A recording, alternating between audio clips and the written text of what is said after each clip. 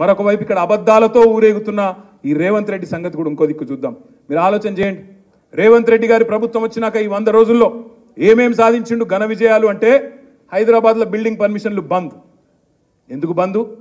బిల్డర్లను విలువాలే, కూర్చోబెట్టాలి, రాహుల్ గాంధీ పైన ఉన్నాడు, ఆయన ప్రధానమంత్రి చేయాలి. ఇలా దేశంలో ఉన్నాయి 2 రాష్ట్రాలు మాకు, కర్ణాటక తెలంగాణ, ఈడికెళ్ళి కప్పం కట్టాలి. మరి నేను సామంతరాజును, ఢిల్లీకి కప్పం కట్టాలని చెప్పి 2500 కోట్ల రూపాయలు బిల్డర్లకు పర్మిషన్లు ఇవ్వకుండా వేధించి ఒక్కొక్కరి దగ్గర 100 కోట్ల రూపాయలు వసూలు చేసి ఇలా ఢిల్లీకి కప్పం కడుతున్నాడు రేవంత్ రెడ్డి. మొత్తం ఇసుక దందా మంత్రులు, రైస్ మిల్లర్లను బెదిరించుడు, క్రషర్లను పిలిచి బెదిరించుడు, మళ్ళీ ఇవన్నీ బయటికి రాకుండా చేసేందుకు ఏం చేయాలి? 6 గ్యారంటీలు పక్కకు పోయినాయి, ఇప్పుడు 6 గారడీలు మోపోయినాయి. 6 గారడీలు అంటే ఏంటి? ఒకటేమో కాళేశ్వరం స్కామ్ అని చెప్పి యూట్యూబ్లో ఆన్లైన్లో ఒకటి రాయాలి, ఇంకో దిక్కు బర్ల స్కామ్, ఇంకో దిక్కు గొర్రెల స్కామ్, ఇంకో దిక్కు ఫోన్ ట్యాపింగ్, ఇదట అంటే అదట, అదట అంటే ఇదట, వీళ్ళ ఫోన్ ట్యాప్ అయిందంటే వాళ్ళ ఫోన్ ట్యాప్ అయిందట. నిన్న చూసిన ఓ దగ్గర నేను 10 లక్షల ఫోన్లు ట్యాప్ చేసిండు కేసీఆర్. చేస్తే గీస్తే ఒకడో ఇద్దరో లుచ్చగారుల ఫోన్లు ట్యాప్ చేసి ఉండొచ్చు, నాకెమెరిక కానీ చేస్తే చేసి ఉండొచ్చు, దొంగలై లంగలి, ఎందుకంటే పోలీసుల పనేది. కానీ దానికి ఏదో పెద్ద అంతర్జాతీయ కుంభకోణం ఏందో జరిగిపోయింది, ఏమో అయిపోయింది. ఎందుకు ఇవన్నీ డ్రామాలు? ఎందుకంటే ప్రజల మనసు అటెన్షన్ డైవర్ట్ చేయాలి. దేని మీదకెళ్ళి డైవర్ట్ చేయాలి? రైతు బంధు ఇస్తలేదు అన్న దాని మీదకెళ్ళి డైవర్ట్ చేయాలి, మహిళలకు 2500 వస్తలేదన్న దాని మీదకెళ్ళి డైవర్ట్ చేయాలి, పెద్ద మనుషులకు 4000 పెన్షన్ వస్తలేదన్న దాని మీదకెళ్ళి అటెన్షన్ డైవర్ట్ చేయాలి. దేని మీదకి తిప్పాలి దీన్నంతా? ఏదో జరిగిపోయిందట, కుంభకోణమట, లంబకోణమట. అరే రేవంత్ రెడ్డి గారు, ముఖ్యమంత్రిగా నువ్వే ఉన్నావు, చేతనైతే దమ్ముంటే ఈ లీకులు బంద్ చేసి చర్యలు తీసుకునేది ఉంటే తీసుకో, మేము వద్దంటలేం. కానీ ఈ పనికి మాలిన డ్రామాలు ఆపు. అప్పట్లో నాగార్జునదో సినిమా వచ్చిండే, అందులో పాట ఉంటుంది గ్రీకు వీరుడు అని. ఈయననేమో లీకు వీరుడు రేవంత్ రెడ్డి. ఎందుకంటే నాకు ముఖ్యమంత్రి పదవి నడపత్తలేదు, ఏం చేస్తుండ్రు? రోజొక్క లీకు, అదేదో స్కామ్ అయింది, ఇదేదో స్కామ్ అయింది. డైరెక్ట్గా చెప్పారు, అదరాబాయి నాకు అర్థం కాదు, సీదా చెప్పు, ఈ తప్పు అయింది, వీని పట్టుకున్నామని లోపలేసినామని చెప్పు. దానికి ఇక్కడ లీక్ ఇచ్చుడు, అక్కడ లీక్ ఇచ్చుడు, యూట్యూబ్లో ఎవరినో ఎల్లనను మళ్ళనను పట్టుకొని వాంతో చెప్పించుడు, తుల్లారలేస్తే తిట్టిపిచ్చుడు, ఫాల్తు మాటలు ఎందుకు నాకు అర్థం కాదు. ధైర్యం ఉంటే చెయ్యి, ముఖ్యమంత్రి నువ్వు, అధికారం నీది, తప్పులేం జరిగినాయో బయట పెట్టు, లోపలే ఎవరెవరు నేస్తావో మేము వద్దంటలేం కదా. ఇవాళ నేను ఇది ఉత్తగానే అంటలేను, ఆషామాషిగా ఆరోపణ చేస్తలేను. మీరు జాగ్రత్తగా గమనించండి, ఆలోచించండి. అసలు రేవంత్ రెడ్డి కాంగ్రెస్ పార్టీ మనిషా, అసలు రాహుల్ గాంధీ మనిషా, నరేంద్ర మోడీ మనిషా, నాకైతే సమజ్ అవుతలేదు. మీరు జాగ్రత్తగా ఇనుండ్రి, చూడుండ్రి ఆయన మాటలు, ఆయన వ్యవహారం. రాహుల్ గాంధీ ఏమంటాడు? దేశం అంతా తిరుగుతుండు పాపం ఆయన కాలికి బల్బం కట్టుకొని. ఆయన ఏమంటుండు పిచ్చోడు? చౌకీదార్ చోర్ హై అంటాడు. నరేంద్ర మోడీని చౌకీదార్ చోర్ హై అంటాడు. రేవంత్ రెడ్డి ఏమంటుండు? హమారే బడే బాయి హై, మోదీ సాబ్ హమారే బడే బాయి హై. ఆయన చోర్ అంటాడు, ఈయన బడే బాయ్ అంటాడు. ఆడ రాహుల్ గాంధీ ఏమో పాపం అమాయకుడు, అదానీ ఫ్రాడ్ హై అంటుండు, అదానీ ఫ్రాడు దొంగ అంటుండు. ఈయనేమంటుండు? అదానీ హమారే ఫ్రెండ్ హై, ఫ్రాడ్ నహీ హై. ఇది రేవంత్ రెడ్డి గారి మాట. ఇంకొక మాట మీరు చూడండి, గుజరాత్ మోడల్ ఫేక్ హై అని రాహుల్ గాంధీ అంటాడు. గుజరాత్లో డొల్లాది ఉత్తదే ఫేక్ మోడల్ అని ఎవరు అంటుండ్రు? ఇవాళ రాహుల్ గాంధీ. రేవంత్ రెడ్డి ఏమంటుండు? మా తెలంగాణ మోడల్ కాదు, తెలంగాణను నేను గుజరాత్ చేస్తా అంటుండు. తెలంగాణను గుజరాత్ మోడల్ అంటే ఏం చేస్తావు?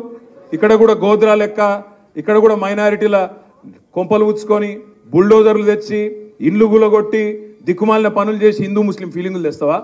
ఏంటిది గుజరాత్ మోడల్ అంటే? రాహుల్ గాంధీ ఏమో అరవింద్ కేజ్రీవాల్ని అరెస్ట్ చేసుడు తప్పు, లిక్కర్ స్కామ్ లేదు, మన్ను లేదని ఆయన అంటుండు, నా ఇన్సాఫియా అంటుండు.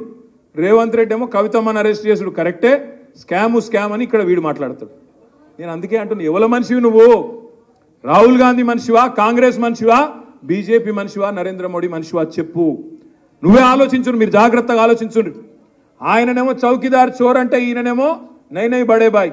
ఆయన ఫ్రాడ్ అంటాడు అదాని, ఈయననేమో ఫ్రెండ్ అంటాడు. లిక్కర్ స్కామ్ లేదని ఆయన అంటాడు, స్కామ్ ఉందని ఈయన అంటాడు. గుజరాత్ మోడల్ ఫేక్ అని ఆయన అంటాడు, కాదు జబర్దస్త్ మోడల్ అని ఈయన అంటాడు. నేను అందుకే అంటున్నా, మిత్రులారా ఆలోచించుండ్రి. ఒక్క ఓటు ఇవాళ రేవంత్ రెడ్డి పార్టీకి వేసినా మళ్ళా అది అల్టిమేట్గా లాభం అయ్యేది బీజేపీకే. ఇది నేను చెప్తున్నా, మీరు రాసి పెట్టుకోండి, గుర్తు పెట్టుకొని, యాద పెట్టుకొని. నేను చెప్తే ఇవాళ మీకు కొద్దిగా ఎక్కువ చెప్తున్నామో అనిపిస్తుంది, కానీ రేవంత్ రెడ్డి రేపు ఆయన స్కెచ్ అంతా ఒకటే. ఒక 30-40 మంది కాంగ్రెస్ ఎమ్మెల్యేలు వేసుకోవాలి, ఎత్తుకోవాలి. దబ్బన వస్తే మన టీఆర్ఎస్లో కూడా 5-10 మందిని గుంజుకోవాలి. మొత్తానికి అందరు కలిసి బీజేపీలకు డైవ్ కొట్టాలి, మోడీ దగ్గర పోయి కాళ్ళ దగ్గర కూర్చోవాలన్నదే రేవంత్ రెడ్డి యొక్క ఎత్తుగడ. ఇది పార్లమెంట్ తర్వాత జరుగుతుంది. పార్లమెంట్ తర్వాత ఇదే జరుగుతుంది, మీరు యాద పెట్టుకోండి. ఎందుకంటే ఇప్పటికి నేను 10 సార్లు అన్నా ఈ మాట. రేవంత్ నువ్వు చెప్పు అన్నా, చెప్తలేడు. ఎక్కడ కమిట్ అయితలేడు. దబ్బన కమిట్ అయితే మళ్ళీ ఎక్కడ దొరకబట్టుకుంటారు అని కమిట్ అయితలేడు. మల్కాజ్గిరి రమ్మంటే కమిట్ కాడు. రేవంత్ నువ్వు ఉంటావా కాంగ్రెస్లో బీజేపీలోకి పోతావా అంటే కమిట్ కాడు. ఎందుకంటే ఆయనకు అలవాటు, అన్ని పార్టీలు ఖతమైపోయినాయి, అన్ని చూసిండు ఆయన. మొదలు చాలు చేసిండు, బీజేపీలోకి వెళ్ళి షురువు అయింది ఆయనది. ఏబీవీపీలు ఉండే ఆంచెల్లి టీఆర్ఎస్లోకి వచ్చిండు, టీఆర్ఎస్లోకి వెళ్ళి టీడీపీలోకి పోయిండు, టీడీపీలోకి వెళ్ళి కాంగ్రెస్లోకి పోయిండు, కాంగ్రెస్లోకి వెళ్ళి మళ్ళీ రేపు కంపల్సరీ బీజేపీలకు మళ్ళీ మాతృ సంస్థలకే రేవంత్ రెడ్డి పోతాడు.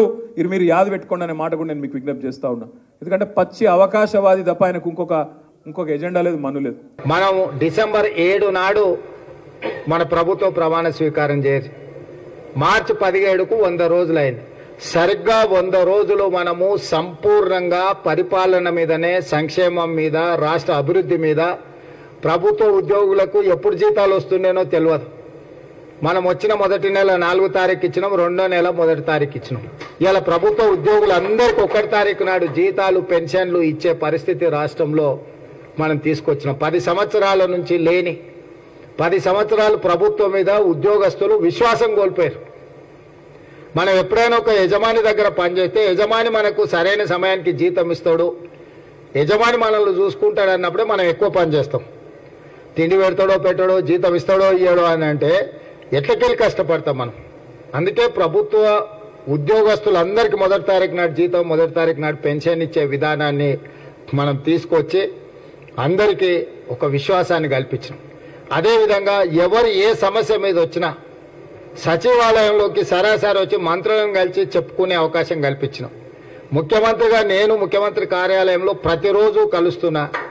ఇప్పుడు ఎన్నికల కోడ్ ఉండి మనం అక్కడికి పోకపోయినా ఇంటి దగ్గర వచ్చిన వాళ్ళందరినీ రోజు ఎవరు వచ్చినా వాళ్ళందరినీ కూడా కలిసి వాళ్ళు చెప్పే వాటిని విని వాళ్ళ సమస్యల పరిష్కారం కోసం మనం ప్రయత్నం చేస్తున్నాము. అంటే ఎన్నికల కంటే ముందు మనం ఏదైతే మాట ఇచ్చినామో గడీల పాలన పోవాలి, ప్రజాపాలన రావాలి అని ఏదైతే మీరు కోరుకున్నారో గడీలను బద్దలు కొట్టి ప్రజాపాలన తీసుకొచ్చి ప్రజలకు పరిపాలన అందుబాటులోకి తెచ్చినాం.